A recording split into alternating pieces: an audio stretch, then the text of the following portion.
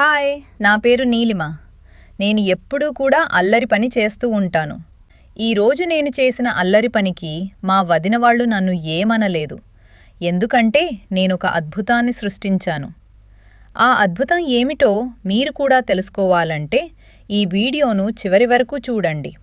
ముందుగా ఇంట్లో పనికిరాని పాత చీరలను తీసుకొచ్చి వాటిని కట్ చేసుకున్నాను. తర్వాత వాటిపై ఒక గిన్నెను ఉంచి రౌండ్గా మార్కింగ్ చేశాను. ఎందుకంటే వాటిని రౌండ్గా కోయాలి. ఇప్పుడు ఆ క్లాత్స్ని నీట్గా కత్తెరతో కట్ చేసుకున్నాను.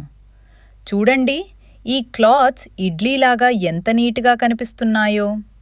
చేసుకున్న ఈ క్లాత్స్ను అంచుల వెంబడి నీట్గా కుట్టి మధ్యలోకి లాగితే నిజంగానే ఇడ్లీలుగా మారిపోతాయి. ఇలా ఇడ్లీ షేప్లో వచ్చిన క్లాత్స్లను వరుసగా పేర్చి వాటిని కుట్టుకుంటూ పోవాలి. ఇలా బాక్స్ షేప్లో కుట్టుకున్న తర్వాత మళ్ళీ ఆ బాక్సెస్ పేర్చి కుట్టుకోవాలి. మీకు మీ అమ్మ అంటే ఇష్టమైతే ఈ వీడియోకి ఒక లైక్ చేయండి.